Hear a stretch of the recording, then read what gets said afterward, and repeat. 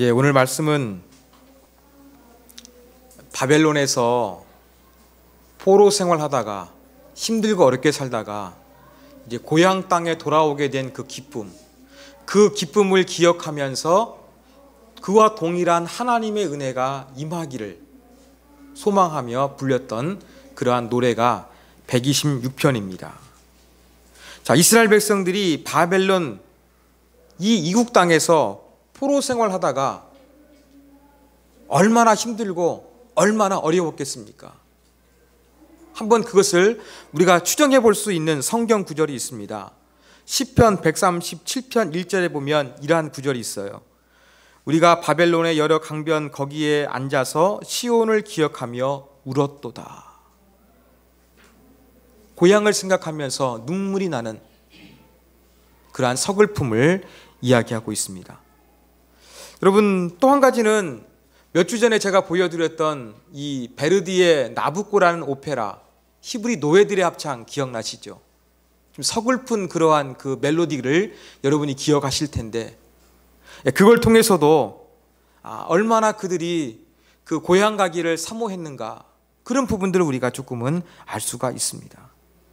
이렇게 울면서 힘들고 어렵게 포로 생활을 하다가 고향 땅으로 돌아오게 됐을 때 기뻤을 것이다. 우리는 이것을 잘 알고 있습니다. 그런데 기쁨이 얼마나 컸느냐? 이것을 1절에 보면은 우리가 꿈꾸는 것 같았도다 이야기합니다. 우리 가운데도 너무나 기쁘고 즐거운 일이 일어나게 되면은 이것이 꿈이야 생시야 하는 것처럼 이스라엘 백성들도 바벨론 포로 생활에서 고향 땅 예루살렘으로 돌아오게 되니까 마치 꿈꾸는 것처럼 정말로 꿈에 그리던 이것이 현실로 나타난 것처럼 기뻐하고 좋았다는 것을 알 수가 있습니다. 그런데 이 기쁨은 당시의 이스라엘의 현실을 보면 더욱더 우리가 실감나게 이해할 수가 있습니다. 여러분, 이스라엘은 바벨론의 멸망을 당했습니다. 그리고 이 포로 생활할 당시 바벨론은 오늘날 미국과 같은 아주 강력한 강대국이었어요. 바벨론이 최전성기를 구가하고 있었습니다. 반면에 유다는 나라의 주권을 잃어서 군사적으로나 정치적으로나 너무나 미약했어요. 아니, 어떻게 이 강력한 바벨론 앞에서 이스라엘 백성들이 고향 땅에 돌아올 수가 있겠습니까? 불가능하지요. 돌아왔어요. 어떻게 해요?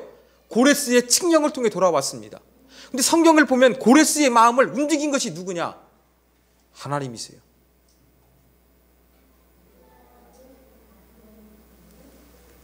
인간의 논리로 볼 때에는 지금 이 바벨론 나라가 이스라엘 백성들을 포로에서 고향 땅으로 돌려보낼 이유가 하나도 없는데 이 일이 가능하게 하신 분은 하나님이니까 더욱더 놀란 것이었습니다.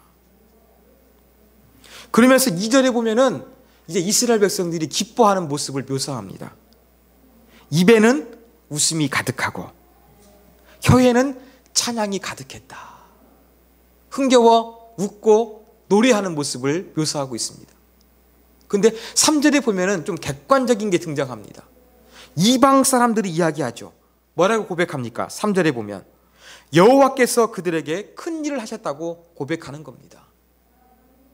객관적으로도 이스라엘 백성들이 이 고국으로 돌아가는 걸 보면 이건 정말로 하나님이 행하신 일이야. 하나님이 위대한 일을 행하셨다고 그렇게 인정했던 일이 벌어졌다는 것입니다. 그러니까 여러분, 기뻐할 수밖에 없었던 것입니다. 이것이 바로 1절에서 3절까지의 내용입니다. 근데 4절에 가면 분위기가 조금 달라져요. 4절에 보면은 이러한 구절이 있습니다.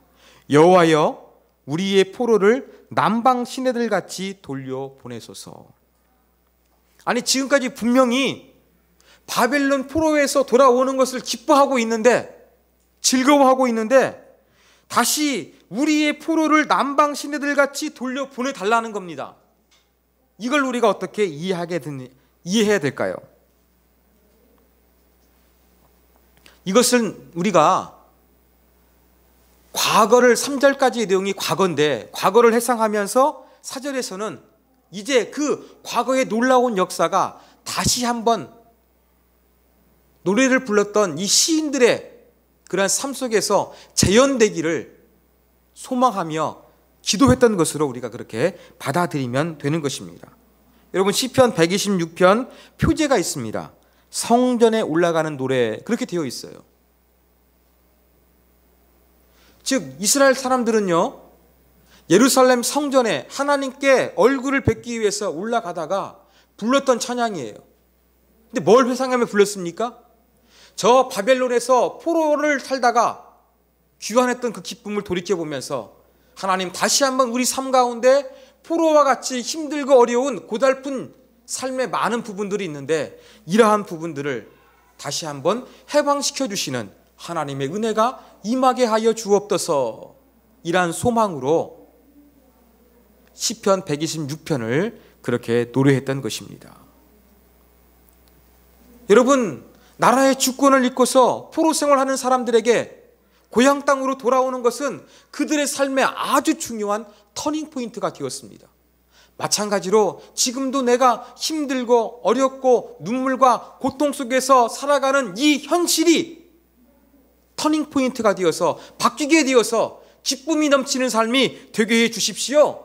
이제 4절부터는 이러한 마음을 담아서 하나님께 찬양하고 있는 것입니다. 그런데 주목할 단어가 있습니다. 4절에 보면 남방 시내들 같이라는 비유를 사용하고 있어요. 우리가 비유를 생각하면 쉽게 우리가 이해할 수 있어요. 예를 들어 가지고 우리 조용심 성도님, 아우 공주님처럼 예쁘네요 하면은 얼마나 예쁜지 우리가 상상이 되는 것입니다. 그런데 비유를 통해 가지고 남방 시내와 같이 우리를 돌려보내셔서 이야기하는데 우리는 감이 안 잡혀요. 왜냐? 우리는 이스라엘 사람들이 아니기 때문에 감이 안 잡히는 거예요. 자, 여기서 남방이라는 단어를 우리가 이해할 필요성이 있습니다. 남방은 히브리어로 네게브예요. 네게브의 뜻은 남쪽이란 뜻입니다. 이 네게브 사막을 가리키는 거예요. 여러분, 우리나라 전 국토를, 한반도를 지칭하는 관용구가 무엇이냐면 백두에서 한라까지라는 말을 씁니다. 이스라엘 백성들도 하나님이 주신 약속의 땅을 지칭할 때에 단에서 부엘세바까지라는 말을 씁니다. 남쪽에 이 부엘세바가 자리하고 있던 곳이 바로 네게브 지역이었어요. 네게브 광야였습니다. 이스라엘 영토는요, 우리나라의 4분의 1밖에 되지 않아요. 남한의 4분의 1이에요. 작지요? 그런데 인간이 살아가기에 편한 곳은 국토의 5%밖에 되지 않는 거예요. 나머지는 전부 다 이 척박한 곳입니다. 그런데 네게브 지역은 5% 안에 포함되지 않는 척박한 사막 지역이었습니다. 자, 이 네게브 지역을 이해하기 위해서 우리는 갈릴리 지역, 우리가 갈릴리는 많이 들어봤지 않습니까? 갈릴리 지역과 한번 대조적으로 한번 살펴보겠습니다. 먼저 강수량을 말씀을 드릴게요. 강수량을 보면 갈릴리 지역은 600에서 1000mm가량 내립니다. 그런데 이 네게브 지역은요 15mm에서 100mm밖에 내리지 않아요. 이런 강수량의 차이가 사진을 통해서 우리가 확인해 볼 수 있습니다. 자, 먼저 갈릴리를 나타내는 사진을 보시겠습니다. 갈릴리 바다, 호수 있지요. 옆에 보면은 녹음이 졌습니다. 이렇게 초목이나 곡식이 자랄 수 있는 곳이 갈릴리 지역이에요. 자, 그 다음 보시는 것이 이제 네게브 사막입니다. 황량하죠? 예, 이런 사막밖에 보이지가 않는다고 합니다. 자, 이 네게브 지역은 비가 많이 안 오는데 특별히 비가 안 오는 때가 있어요. 여름철, 우리 달력으로 4월에서 10월까지는 거의 비가 내리지 않습니다. 그래서 이 기간 동안에는 야외에서 아무것도 없이 잠을 자도 비 맞을 염려가 거의 없다고 합니다. 그 정도 비가 내리지 않는 거예요. 이렇게 비가 안 오니까 쩍쩍 말라붙어 있고 식물도 살긴 살아요. 그렇지만 살 수 있는 식물은 제한되어 있는 거예요. 이러한 광야란 사막 지역이 이 네게브였습니다. 그런데 이제 그 우기 11일부터 3일까지는 비가 내려요. 조금씩 내려요. 그런데 100년에 한 번 정도는요 엄청난 비가 내린다고 합니다. 그때 비가 내리게 되면은 이제는 시냇물이 형성되는 것 같아요. 자, 사진을 보시면 네게부 지역에 물이 흘러가는 거 보이시죠? 예, 또 다른 사진을, 다음 사진을 보시면 이제는 그 도로까지 침수하는 이러한 엄청나게 그 물이 불어난 그 모습을 우리가 볼 수 있습니다. 자, 남방 시내와 같이는 이렇게 물이 흐르는 네게브 사막을 이야기하는 것입니다. 평상시에는 정말로 사람과 이 생명체가 살기 힘든 아주 척박한 땅인데 한번 남방 시내와 같이 그렇게 하늘문이 열려서 비가 내리게 되면 사람이 살만한 그런 곳으로 바뀌게 되는 것처럼 하나님께서 내 삶이 힘들고 어렵지만 이 모든 것들을 이 남방 시내와 같이 갑작스럽게 바꾸어 주시는 하나님의 은혜를 갈망하고 있는 거예요. 이 사막 지역에서는요 비가 한번 내리면 몇 시간 내에도 물이 갑자기 불어납니다. 그러면서 이 남방 시내와 같이라는 그러한 표현 가운데는 어떤 의미가 있느냐, 갑작스럽고 빠르게 완벽하게 모든 것들을 바꾸어 주시는 그러한 변화를 내포하고 있는 거예요. 남방 신화와 같이 이 포로된 거에서 나를 구출해 주십시오 라는 말은 하나님 빨리 완벽하게 이 모든 것들을 바꾸어 주십시오. 하나님의 큰 역사를 일으켜서 완전히 내 삶을 새롭게 해주시고 포로된 모든 것으로부터 자유하게 해주십시오. 이러한 의미가 내포되어 있는 것입니다. 여러분, 이 126편을 부르면서 예루살렘에 올라갔던 이스라엘 백성들이 자기 삶 가운데 포로된 현실들을 남방 시내와 같이 그렇게 하나님께서 갑작스럽게 바꾸어 주시기를 사모했던 것처럼 저와 여러분에게도 인생에서 크고 작은 포로된 현상이 여러분 나타나고 있지는 않습니까? 어떤 사람은요 마약에 중독되어 있어요. 어떤 사람은 알코올에 중독되어 있어요. 어떤 사람은 게임에 중독되어 있고, 어떤 사람은 도박에 중독되어 있고, 어떤 사람은 일에 중독되어 있고, 어떤 사람은 성에 중독되어 있어요. 이 중독이라는 단어를 오늘 본문의 용어로 바꾸면 무엇입니까? 포로된 거예요. 중독이 어떤 현상에 대해서 포로된 거 아니겠습니까? 이렇게 포로된 것입니다. 또 이러한 마약 중독, 술 중독, 이것은 우리와 관계없는 조금 병적인 것처럼 보입니다. 그러나 여러분, 우리 삶 가운데도 보면 우리를 참 어떻게 좀 붙잡고 있는 이 포로된 현상이 얼마든지 우리 가운데는 나타난다는 것입니다. 저도 설교 준비하다가 그러한 부분들을 발견을 했습니다. 저하고 아내는 분명히 사랑하지만 100% 만족할 수가 없어요. 왜? 하나님께서 고유하게 만드셨기 때문에 그렇습니다. 아내에 의하면요, 저는요 말을 하지 않는 사람이에요. 저는 이 말에 동의가 안 됩니다. 동의가 안 돼요. 왜냐? 제 입장에서는요, 저는 감정적으로나 어떤 물질적으로나 어떠한 일에 대해서 숨김없이 모든 것을 아내하고 공유하고 있다고 자부하기 때문에 저는 아내한테 그 말에 공유가 안 되는 거예요. 근데 제 아내는 제 말을 믿어주지 않아요. 제가 포로됐습니다. 근데 또 아내 입장에서는 제 아내가 포로됐어요. 무엇에 포로됐습니까? 남편을 자기는 말한다고 하는데 우리 아내 입장에 생각하면은 남편이 말하지 않는 거예요. 자기를 사랑하지 않는 것처럼 보인다는 거예요. 왜? 말하지 않으니까. 이런 문제를 가지고서 제 아내도 역시 포로된 모습을 가지고 살아가고 있는 거예요. 근데 이번 주 이런 얘기를 가지고 대화를 하다 보니까 제가 한 가지 좀 발견한 게 있습니다. 정말로 제가 말을 하지 않더라고요. 뭐냐면은 우리 전사님이 이제 독서교실 때문에 그래도 매일매일 그렇게 교회 오지 않습니까? 다행히 또 얘기 끝난 다음에 우리 아내가 들어오고 있습니다. 예, 전사님이 이렇게 교회 오게 되면은 저한테 와가지고 목양실 와가지고 인사를 합니다. 그러면 왔어요 인사하고 저는 다시 일을 해요. 제가 그걸 보면서 아 맞구나, 내가 정말 말하지 않는구나 생각이 들어요. 우리 이상경 집사님 찬양 준비하면서 토요일마다 교회 찾아옵니다. 밥 먹을 때 조금 이야기하고 각자 일하지 우리가 별로 이렇게 이야기하지 않아요. 그런 거 보면 제가 말하지 않는 거예요. 그러면서 제가 아내를 말을 조금 이해하기 시작했습니다. 내가 왜 이런가 저도 이해가 되더라고요. 제가 어렸을 때 기독령 한 건데요.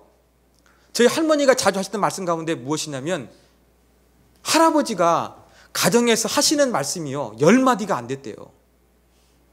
사업하셨으니까 사업상에 있는 이야기는 하시지 그렇게 집안에서 말씀하시는 게 별로 없는가 봐요. 그러한 피가 유전적인 것이 흘러서 그런지 모르겠지만 저도 아무튼 말을 맞이 않는 거예요. 여러분 이것은 기질적인 문제잖아요. 그죠? 기질적인 문제예요. 그렇지만 이걸 통해 가지고 기질적인 문제로 때문에 얼마든지 인간관계 속에서는 포로되는 현상이 나타날 수가 있다는 거예요. 저의 또 한 가지 이 포로된 현상이 있습니다. 저는 부목사 시절에 담임 목사가 되면 조금 더 이 부목사 관계를 인간적으로 가져야겠다 그런 생각을 해가지고 이렇게 좀 사무적으로 회의만 하지 않고 큐티 나눔 같은 걸 해야겠다. 좀 책 읽고 대화를 많이 해야겠다. 그런 생각을 좀 많이 했었거든요. 하나 안 됩니다, 제가. 우리 이상용 집사님 기억할 텐데요. 같이 3명이서 큐티 나눔 한 번 했습니다. 지금까지 딱 한 번. 그것도 개척 초기에. 밥도 개척 초기에는 조금 맛있는데 먹으러 다녔어요. 지금은 거의 이 근처에서만 해결합니다. 여러분 왜 그렇겠습니까? 제 마음 가운데는 주일을 맞이하는 그 생각 때문에 마음에 여유가 없어가지고 멀리 못 가는 거예요. 근데요 어제 어떤 일이 벌어졌냐면 우리 하평교회 어떤 장로님 아들 결혼식 있어가지고 저한테도 연락 주셔가지고 제가 다녀왔습니다. 저는 이제 주일 설교 준비하고 빨리 갔다 오려고 그랬는데 어떤 집사님이 저를 찾아왔어요. 한 2시간 이야기하다 갔습니다. 그래서 제가 설교 준비했습니다. 그리고 어제 우리 이현순 집사님 아시겠습니다만 제가 지난주보다는 훨씬 더 빨리 집에 들어갔어요. 설교 준비했습니다. 그렇게 보면 여러분 제가 이렇게 토요일 날 좀 멀리 식사하러 가도 되고 제가 조금 큐티 나눔 해도 되는 거예요. 그죠? 그 설교 준비에 준비가 부족하면 없어요. 그런데도 제가 못하는 게 뭡니까? 이 설교에 대한 그 부담감에 제가 포로가 되는 거예요. 제가 이렇게 주일 설교에 포로가 됐다는 발견한 지는 한 2년 됐어요. 그런데도 안 고쳐집니다. 이게 저의 포로된 모습이라고 생각을 합니다. 여러분도 그렇지 않습니까? 여러분도 뭔가에 포로되어 있지 않습니까? 때로는 어떠한 사람에게 여러분 포로가 되셨을 거예요. 여러분의 가족 중에서, 여러분의 자녀 중에서, 여러분의 부모님 중에서, 형제 자매 중에서 여러분을 힘들게 하는 그러한 현상, 여러분의 직장 쪽에서 여러분을 힘들게 하는 그러한 고통스러움을 주는 이 포로된 현상이 나타날 수가 있습니다. 또 어떤 사람은 기억 때문에 그럴 수가 있는 거예요. 어떤 과거에 정말로 상처를 겪게 된 그 기억으로부터 감정적으로 아파하고 그 감정뿐만 아니라 그것만 생각하면 신체적으로도 고통이 따르는 이러한 현상이 얼마든지 나타날 수가 있어요. 이게 무엇입니까? 우리의 전부 다 일상 가운데 나타나는 포로된 현상입니다. 어떤 사람은 물질의 포로가 되고요. 어떤 사람은요 쾌락의 포로가 되고요. 어떤 사람은 약물의 포로가 되어가지고 우리들은 얼마든지 이러한 포로됨 속에서 살아가는 것이 우리의 모습입니다. 바로 이 시편 126편을 부르면서 이 이스라엘 사람들은 우리를 남방 시내와 같이 포로에서 돌려보내 주십시오라고 할 때는 이러한 삶에 안고 있는 모든 문제가 하나님의 은혜로 말미암아 완벽하게 새롭게 해결되기를 노래했다는 것입니다. 그렇다고 한다면 저와 여러분에게도 이렇게 우리 삶에서 경험되는 이 포로되는 현상을 해결하기 위해서 하나님의 도움이 필요하지 않겠습니까?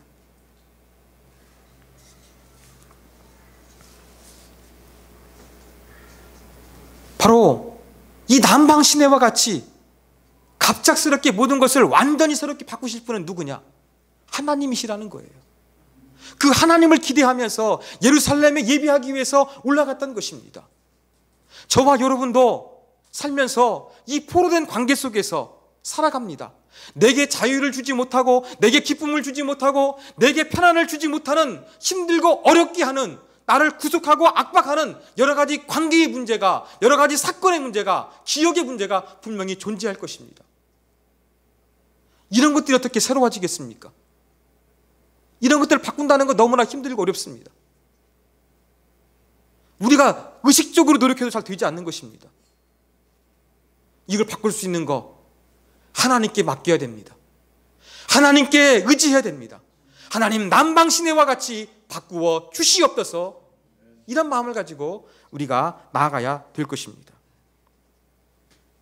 자, 그런데 이러한 역사가 일어나기 위해서 5절에 보면 뭘 이야기합니까? 혹시 5절 화면에 보시면 화면 보고 같이 말씀을 읽겠습니다. 시작. 예. 이제 시인은요, 눈물을 흘리며 씨를 뿌리는 자는 기쁨으로 거두리로다 이야기합니다. 자, 이 네게브 사막 가운데 아무것도 없는 척박한 땅의 이미지였습니다. 그런데 이제 드디어 비가 왔습니다. 드디어 농사를 지을 수 있는 그러한 공간이, 환경이 마련된 것입니다. 그러면서 이제 씨를 뿌립니다. 자, 이렇게 비가 오지 않다가 비가 와가지고 씨를 뿌리게 되면, 농사 가능하게 되면 어떤 마음으로 뿌려야 됩니까? 기쁨으로 뿌려야 되겠지요. 즐겁게 뿌려야 되겠지요. 그런데 성경에 보니까 눈물을 흘리며 씨를 뿌린대요. 이걸 우리가 어떻게 이해해야 되느냐? 히브리 사람들은 울며 씨를 뿌린다는 표현을 통해서 열심히 일을 한다는 의미를 나타냈다고 합니다. 그러니까 울며 씨를 뿌린다는 것은 열심히 일했다는 거예요. 여러분, 마찬가지입니다. 저와 여러분도, 저와 여러분의 삶을 힘들게 하는 이 포로된 현상들, 이러한 것으로부터 자유로워지기 위해서는 하나님께 소망을 둬야 돼요. 그런데 하나님께 소망을 두면서 어떻게 해야 되느냐? 우리도 눈물로 씨앗을 뿌려야 되는 거예요. 우리가 하나님께 씨앗을 뿌리는 게 무엇이겠습니까? 기도하는 거겠지요. 믿음을 가지고 하나님을 의지하는 것이 바로 우리가 눈물로 씨앗을 뿌리는 것입니다.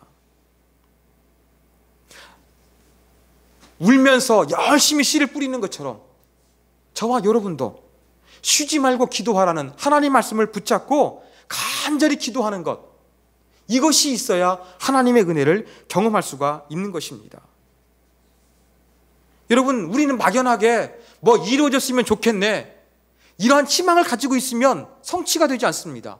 그에 따르는 노력을 해야 되지요. 마찬가지입니다. 우리도 하나님 앞에 소원이 있다고 한다면 그 소원을 이루기 위해서 노력을 해야 됩니다. 앨범을 발표하는 가수는요, 똑같은 노래를 수없이 반복합니다. 우리가 TV에서 볼 수 있는 1분이 되지 않는 이 광고 한 편을 찍기 위해서, 한마디 멘트를 위해서, 한마디 동작을 위해서 몇 시간 동안 그렇게 밤을 새면서 반복합니다. 운동선수는요, 경기를 잘하기 위해서 똑같은 그러한 모습을 갖다가 쉴 수 없이 반복하는 것입니다. 마찬가지입니다. 우리도 하나님의 은혜가 임하기 위해서, 정말로 남방시내와 같이 우리의 모든 것들을 바꾸어 주시는 하나님의 은혜가 임하기 위해서는 우리는 눈물로 기도의 씨앗을 뿌리는 그 모습이 있어야 된다는 것입니다. 자, 6절에 의하면 기도의 확신을 심어주는 구절이 등장합니다. 울며 씨를 뿌리러 나가는 자는 반드시 기쁨으로 그 곡식단을 가지고 돌아오리로다, 그렇게 이야기합니다.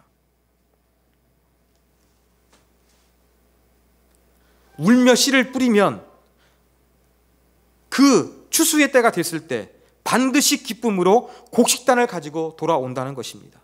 여러분, 나갈 때에는 조그마한 씨알을 가지고 나아가는 거예요. 그런데 올 때는 뭘 가지고 돌아옵니까? 풍성한 곡식단을 가지고 돌아옵니다. 그래서 기쁨이 넘치는 것을 이 6절에서는 표현하고 있습니다. 이러한 추수의 결실은 심지 않고는 거둘 수가 없는 거예요. 갈라디아서 6장 7절 말씀도 이런 말씀이 있습니다. 사람이 무엇으로 심든지 그대로 거두리라 그랬습니다. 여러분, 정말로 우리 삶 가운데 우리 힘과 우리의 능력을 해결할 수 없는 포로된 현상이 있습니까? 이것을 하나님으로부터, 위대한 일을 행하신 하나님으로부터 우리가 도움받아야 되겠습니다. 그것을 위해서 우리는 무엇을 해야 되느냐? 믿음을 가지고 하나님 앞에 기도하는 이 기도의 씨앗을 끊임없이 우리가 심어야 한다는 것입니다. 그때에 바로 역사하시는 하나님의 은혜를 경험할 수가 있는 것입니다. 그럼 여러분, 정말로 여러분의 삶 바뀌기 위해서 기도하십시오. 믿음으로 구하십시오. 간절함으로 구하십시오. 인간이 할 수 없는 것 하나님이 도와주실 수 있도록 기도하시면 되겠습니다.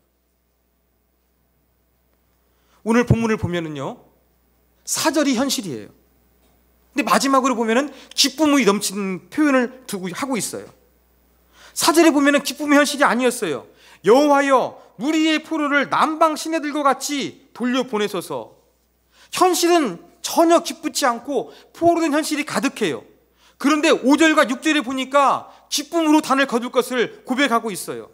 어떻게 이렇게 현실을 뛰어넘는 기쁨을 소유하게 되었겠습니까? 그 비결이 무엇이겠습니까? 그것은 과거 하나님께서 행하신 큰 일을 기억하기 때문에 그렇습니다. 시편 126편의 구조가 1절에서 3절은 과거예요. 4절은 현재예요. 5절과 6절은 미래예요. 그러면서 이 기쁨이라는 단어가 2절과 5절과 6절에서 반복되고 있는데, 그 바벨론에서 돌아왔던 그 기쁨이 앞으로 내 미래 가운데 반복되기를 5절과 6절에서도 고백하고 있는 거예요. 이것이 어떻게 가능하게 되었느냐? 바로 과거에 행하셨던 하나님의 큰 일을 기억하다 보니까 지금 내가 살고 있는 현실은 암담하고 희망이 없고 절벽처럼 보인다 할지라도 희망을 가지게 된 것입니다. 여러분, 현재의 고난 극복하는 방법이 있습니다. 그게 무엇입니까? 과거를 돌아보는 거예요.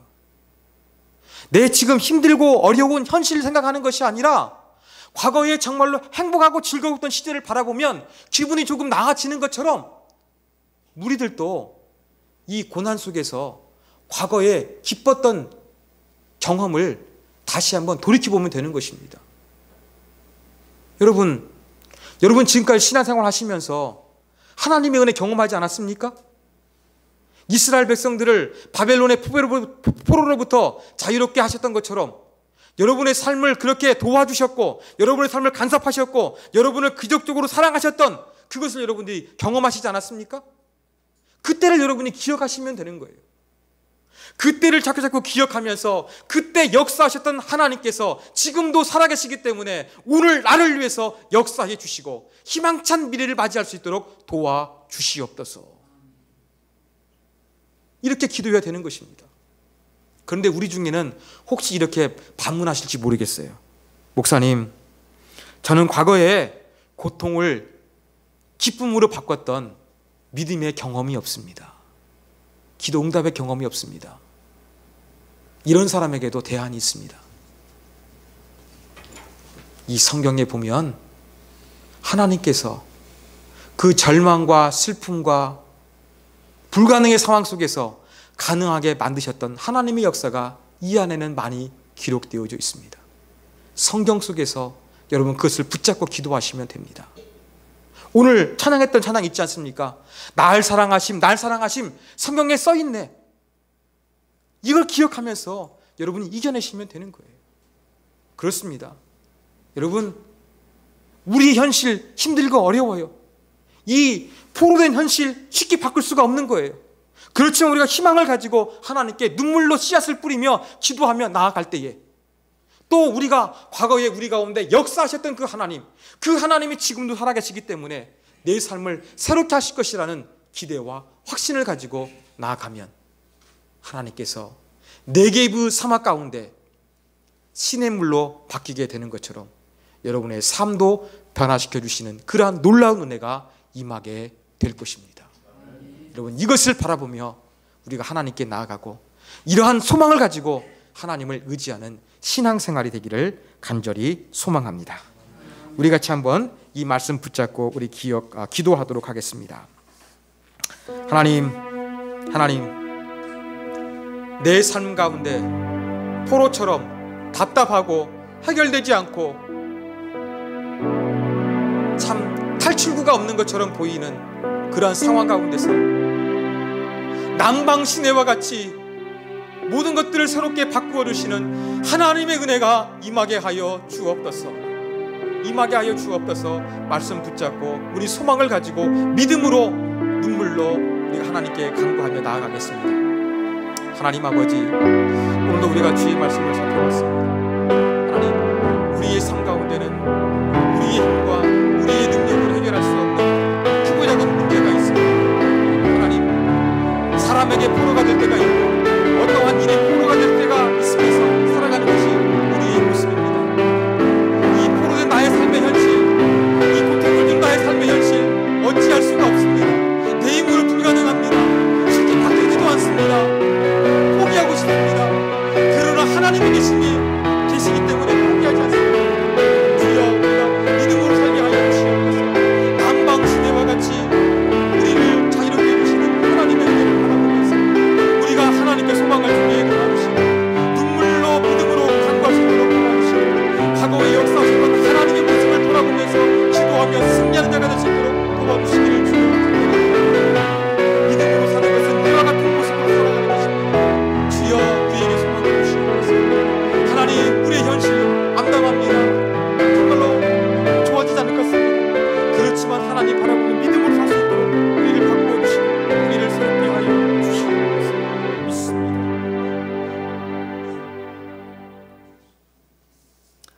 하나님, 우리가 살고 있는 이 시대가 어려운 시대라고 이야기합니다.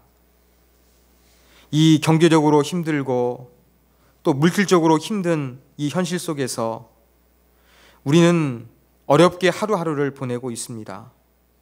여러 가지 문제로 포로가 되어서 고통 속에서 언제 나는 이것으로부터 자유하게 될 것인가, 이러한 막연함으로 우리가 하루하루를 살아갑니다. 이러한 가운데 하나님의 은혜가 임하기를 원합니다.